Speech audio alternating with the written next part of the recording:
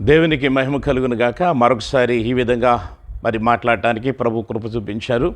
అలాగే ప్రకటన గ్రంథం 12వ అధ్యాయం 3-4 వచనాల్లో మరి మనం ధ్యానం చేసుకుందాం. దయచేసి మీరందరూ కూడా పరిశుద్ధ గ్రంథమైనటువంటి బైబిల్ని తెరవండి. మరి ఇక్కడ మనం చూసినప్పుడు 3వ వచనంలో, అంతటా పరలోకమందు ఇంకొక సూచన కనపడును. అదేదనగా ఎర్రని మహాఘట సర్పం, దానికి 7 తలలును 10 కొమ్ములును ఉండెను. దాని తలల మీద 7 కిరీటములుండెను. దాని తోక ఆకాశ నక్షత్రంలో 3వ భాగం ఈడ్చి వాటిని భూమి మీద పడవేశను. కననయ్యున్న ఆ స్త్రీ కనగానే ఆమె శిశువును మృంగి వేయవలనని ఆ ఘటసర్పం స్త్రీ ఎదుట నిలిచుండెను. ఈ రోజున మనం జ్ఞాపకం చేసుకుందాం ఘటసర్పం. ప్రకటన గ్రంథంలో ఉన్నటువంటి ఘటసర్పాన్ని మనం చూస్తే ఆదికాండం 3వ అధ్యాయంలో దేవుని సృష్టిని పతనం చేయటానికి, దేవుని ప్రణాళికను నాశనం చేయటానికి మరి భూజంతువులలో సర్పం యుత్తుగలది. ఆ యుత్తుగల ఆ సర్పంలో ప్రవేశించిన సాతానుడు అవ్వను లోపరుచుకుని, లేక అవ్వ ద్వారా మరి పాపాన్ని తీసుకొచ్చి మరి పతనం చేయాలని చూశాడు.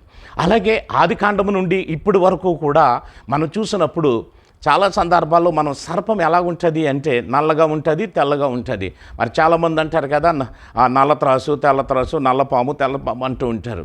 కానీ ఈ రోజున ఇక్కడ మనం చదవబడినటువంటి వాక్య భాగంలో ఎర్రని మహాఘట సర్పం ఎర్రగా ఎందుకు అయ్యింది అంటే దానికి కారణము మరి ఆదికాండము నుండి ప్రకటన గ్రంథం వరకు అనేక భక్తుల రక్తమును త్రాగి త్రాగి త్రాగి ఎర్రగా మారిపోయింది. ఎలా మారిపోయిందంటే మరి ఈ నేటికి ఈ ప్రస్తుత కాలంలో కూడా భక్తుల రక్తాన్ని తాగుతూనే ఉన్నది ఆ ఘట సర్పం. మరి జ్ఞాపకం చేసుకుందాం. చూడండి ఇక్కడ ఉన్నటువంటి మాటలు. ఆ ఘట సర్పం చేసేటువంటి పని ఏమిటి అంటే మొట్టమొదటిగా దాని తోకతో పనిచేస్తుంది. తల తీసేశారు. తల తీసేయటం అంటే చితగొట్టబడింది. ఆదికాండంలో మనందరికీ తెలుసు.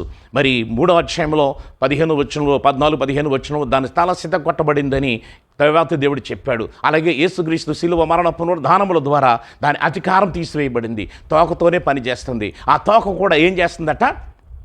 ఆకాశ నక్షత్రములు అంటే దేవుని సేవకులు, క్రైస్తవులు, విశ్వాసులు, బుద్ధిమంతులు, నీతిమంతులు.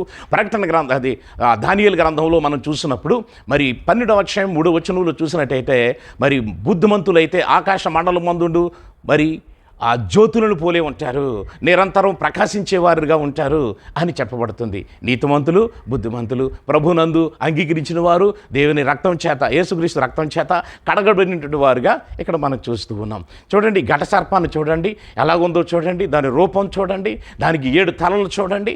ఇక్కడ మరి గమనించండి, పిక్చర్ మరి గమనించండి. చూడండి ఆ స్త్రీ ఎదుట ఎలా నిలిచిందో చూడండి. దాని తోక ఎలా ఉన్నదో చూడండి. ఈ స్క్రీన్ మీద కనబడుతున్నటువంటి మరి మాటలు గమనించండి. ఇక్కడ అది ఏం చేస్తుందట? ఆ మహాఘట సర్పము స్త్రీ ఎదుట నిలబడి, స్త్రీ అనగా సంఘము, స్త్రీ సంఘానికి సాదృశ్యం. దాని 1-2 వచనాల్లో మనం చూస్తే ఆ స్త్రీని గురించి, స్త్రీ మరి మిక్కిలి గర్భవతిగా ఉండటం, మరి నొప్పులకి కేకలు వేయటం అనేటువంటి దాని గురించి మనం చూస్తాం. తర్వాత ఇక్కడ మనం చూసినప్పుడు ఆ ఘట సర్పము ఆ కననయ్యి ఉన్నటువంటి ఆ స్త్రీ మరి ఆ కనగానే ఆ బిడ్డను మృంగి వేయవాలని చూస్తుంది. అనగా ఈ రోజున విశ్వాసులను మృంగి వేయాలని చూస్తున్నాడు ఈ ఘట సర్పం. రకరకాలైనటువంటి విధాలుగా సంఘం ఎదుట, సంఘం అనే స్త్రీ ఎదుట ఈ ఘట సర్పం నిలవబడి విశ్వాసులను, దైవ సేవకులను, క్రైస్తవులను, మరి ఆ నామకార్థ క్రైస్తవులను, అప్పుడే వచ్చిన క్రైస్తవులను వాడు మృంగి వేయవాలని నిందలతో, అవమానాలతో నింపుతూ ఉన్నాడు.